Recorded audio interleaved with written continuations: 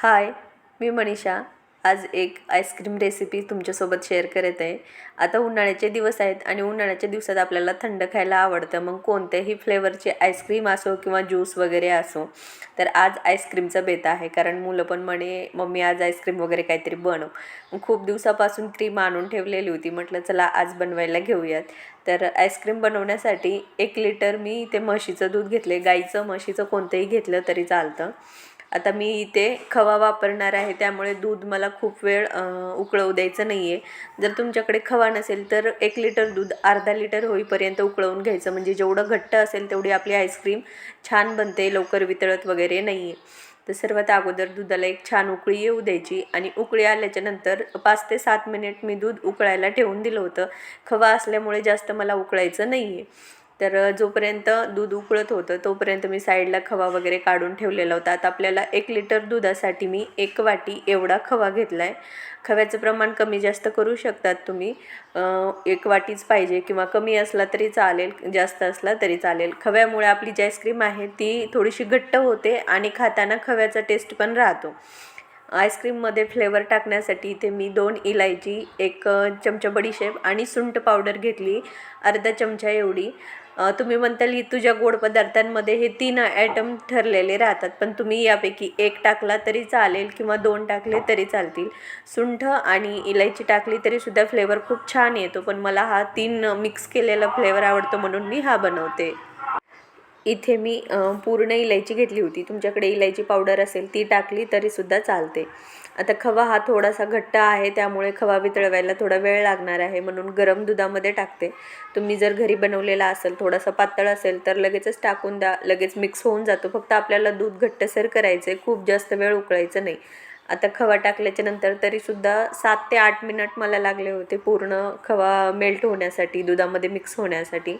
आणि तुम्हाला आईस्क्रीम जास्त बनवायची असेल आणि खवा नसेल तर तुम्ही 1 चमचा कस्टर्ड पावडर आणि अर्धा कप दूध घ्यायचं, दोन्ही मिक्स करायचं, उकळत्या दुधामध्ये टाकायचं आणि लगेच चमच्याने ढवळत राहायचं. म्हणजे आपलं जे दूध आहे ते घट्ट तयार होतं. खवा नसेल तरीसुद्धा चालतं. मग कस्टर्ड पावडरमुळे दूध हे घट्ट होतं.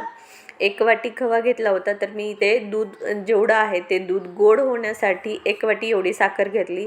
तुम्हाला जर गोडाचं प्रमाण आवडत असेल तर थोडंसं वाढवू शकतात, पण आईस्क्रीम आपण नेहमी खातो. आईस्क्रीम खूप जास्त गोड नसते, जसे आपण बाकीचे पदार्थ खातो तशी गोड नसते, तर थोडीशी सपक राहते, म्हणजे गोड कमी राहतं.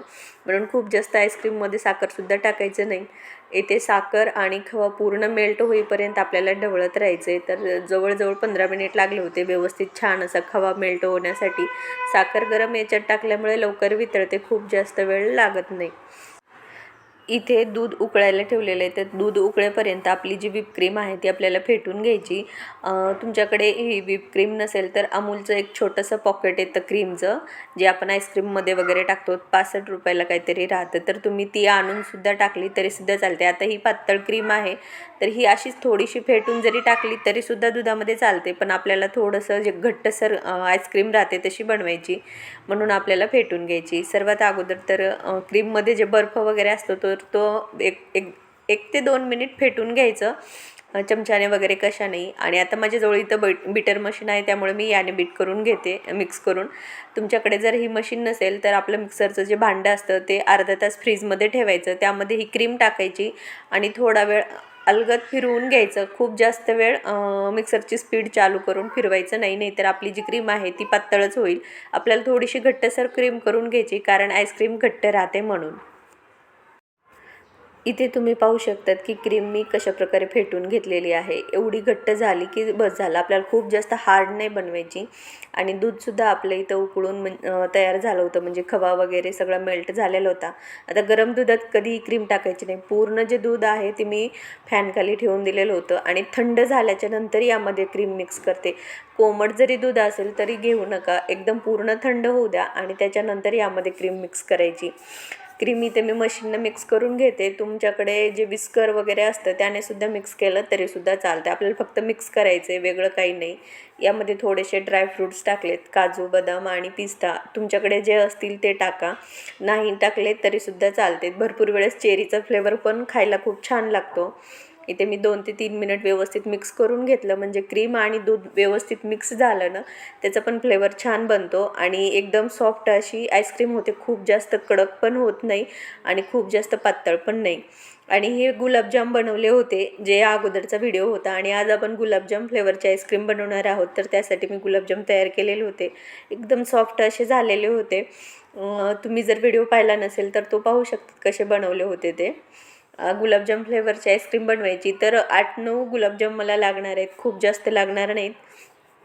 तुमच्या आवडीनुसार तुम्ही कमी जास्त टाकू शकतात. आता भरपूर वेळेस कोणी कोणी गुलाबजाम मिक्सरमध्ये वाटून घेतं आणि ते टाकतं. आता मला तशी आवडत नाही म्हणून मी मिक्सरमध्ये वाटत नाही, असे थोडे मोठे मोठे तुकडे करून मी टाकते दुधामध्ये, म्हणजे खाताना आपल्याला समजलं पाहिजे की आपण गुलाबजाम फ्लेवरची खातो म्हणून. ज्याच्या त्याच्या आवडीनुसार मिक्सरमध्ये क्रश करून टाकले तरीसुद्धा चालते. इथे मी वरतून दुधामध्ये छोटे छोटे तुकडे करून टाकत आहे, जे आपण दूध आता मिक्स केलेलं होतं. 8-9 गुलाबजाम टाकले. दुधाचं प्रमाण किती आहे त्यानुसार टाका. गुलाबजाम हे गोड राहतात म्हणून दुधामध्ये साखर खूप जास्त टाकायची नाही, कारण गुलाबजाममध्ये पहिली साखर असते, क्रीममध्ये साखर असते आणि त्यानंतर आपण दुधामध्ये सुद्धा साखर टाकतो. त्यामुळे आपली जी आईस्क्रीम आहे ती गोडच तयार होते, म्हणून थोडंसं साखरेचं प्रमाण कमी टाका. आता गुलाबजाम टाकल्याच्या नंतर व्यवस्थित मिक्स करून घेते. ड्रायफ्रूट्स वगैरे आपण सगळं काही अगोदरच टाकलेलं आहे, त्यामुळे दुसऱ्या वस्तू काही टाकायची गरज नाही. आता संध्याकाळची वेळ आहे तर मी एका कंटेनरमध्ये काढून ठेवते आणि पूर्ण रात्रभर आपल्याला हा जो डब्बा आहे तो फ्रीझरमध्ये ठेवायचा आहे. तर मी रात्री पूर्ण असं भरून ठेवलं आणि सकाळी यावरती थोडेसे ड्रायफ्रूट्स टाकले, फक्त गार्निशिंगसाठी वगैरे. नाही टाकले तरीसुद्धा चालते, फक्त मी दिसावेत व्यवस्थित म्हणून टाकलेले होते. आणि सकाळी पाहिलं तर खूप जास्त कडक नव्हती झाली, कारण मुलांना वेटच होत नव्हता की खायची आईस्क्रीम म्हणून मग लवकर काढली होती.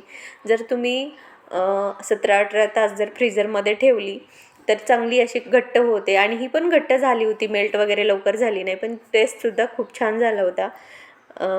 आपण जेव्हा आईस्क्रीम वाटीमध्ये वगैरे काढतो तेव्हा जो स्पून राहतो तो आपल्या पळीसारखा स्पून असतो. माझ्याकडे काही नव्हता, मग म्हटलं चला आपल्याकडे पळी आहे, हिने काम भागत, म्हणून मग यानेच काढून घेत होते. भरपूर वेळेस आपण जेव्हा कोनमध्ये आईस्क्रीम खातो तेव्हा जो राऊंड शेपमध्ये जो स्पून राहतो तशा स्पूनने काढलं तर पटकन निघते, आणि आत्ता जेव्हा वाटीत मी टाकते ती पडत नाही, त्या स्पूनने लगेचच दाबलं की पडून जाते. तर गुलाबजाम फ्लेवरची आईस्क्रीम आहे, खायला मस्त लागते आणि टेस्टसुद्धा छान आहे. अगर तुम्हाला दुसरी कोणत्या फ्लेवरची बनवायची असेल तर क्रीम वगैरे टाकून असंच बनवायचं, फक्त गुलाबजामऐवजी दुसरं ज्या फ्लेवरमध्ये बनवत आहोत तो फ्लेवर टाकायचा किंवा ती वस्तू टाकायची. काजू वगैरे जे काही आपण बनवत आहोत आईस्क्रीम, बदाम फ्लेवरची किंवा काजू पिस्ता फ्लेवरची, अशाच प्रकारे बनवायची. छान होते, मस्त होते, टेस्टला पण छान राहते. फक्त आपण त्यामध्ये काय टाकतो ते यावरती राहतं. दूध कमी असेल तर क्रीमसुद्धा कमी घ्यायची. आपल्याला भरपूर आईस्क्रीम बनवायची म्हणून क्रीम जास्त वापरायची नाही. खूप जास्त क्रीम वापरली तर आपल्याला त्यामध्ये दुधाची टेस्ट कळणारच नाही. त्यामुळे प्रमाण थोडंसं कमी जास्त झालं तर चालतं, पण खूप जास्त दूध घातलं किंवा खूप जास्त क्रीम घेतली तर व्यवस्थित होणार नाही. तर त्यामुळे थोडंसं काळजी करून कोणतीही वस्तू बनवत जा. आणि खायला मी ते टेस्ट करून पाहत होते कशी झाली, तर माझी मुलगी साईडलाच उभी होती, मग तिला थोडंसं टेस्ट केलं, मी टेस्ट केली, एकदम कमाल झाली होती. तुम्ही जर नवीन बनवत असाल तर जसं मी सांगितलं त्याप्रमाणे बनवा, आणि अशाच व्हिडिओज पाहण्यासाठी आपल्या चॅनलला सबस्क्राईब करा. पुन्हा भेटूयात.